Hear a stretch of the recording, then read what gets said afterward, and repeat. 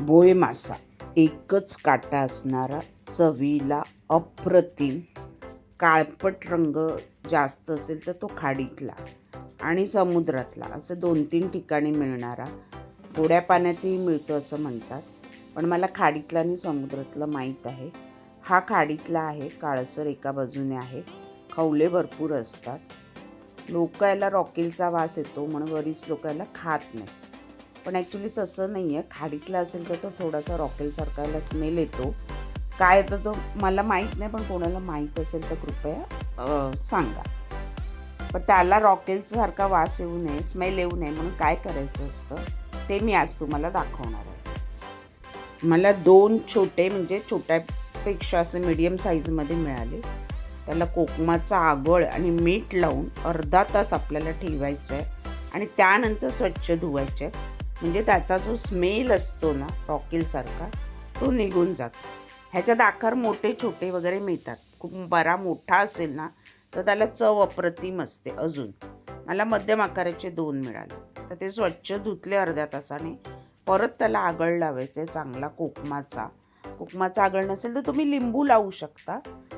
हळद 1 पाव चमचा, लाल तिखट 1 चमचा, धना पावडर अर्धा चमचा, जिरा पावडर अर्धा चमचा, चवीनुसार मीठ आणि आलं लसूण पेस्ट 1 चमचा. हे मसाले जरा व्यवस्थित चांगले लावले ना पावडरवाले की तो चांगला असा मॅरिनेट होतो आणि त्याच्यातसुद्धा तो जो रॉकेलसारखा स्मेल येतो ना तो निघून जातो, अजिबात येत नाही. कोणी समोरून सांगतात ह्याला स्मेल आहे, ह्याला स्मेल नाही, तरी पण त्याला थोडासा स्मेल येतो.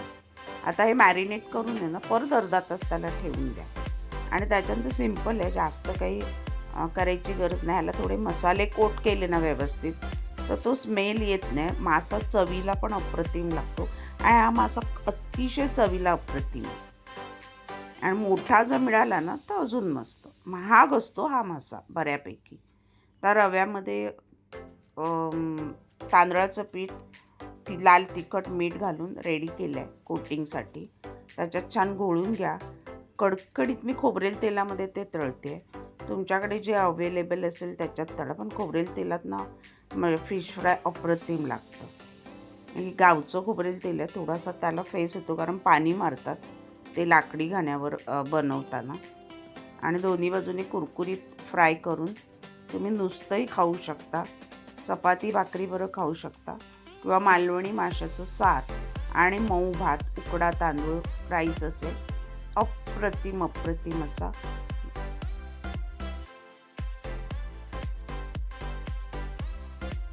बोय मासा तवा फ्राय मालवणी स्टाईलमध्ये.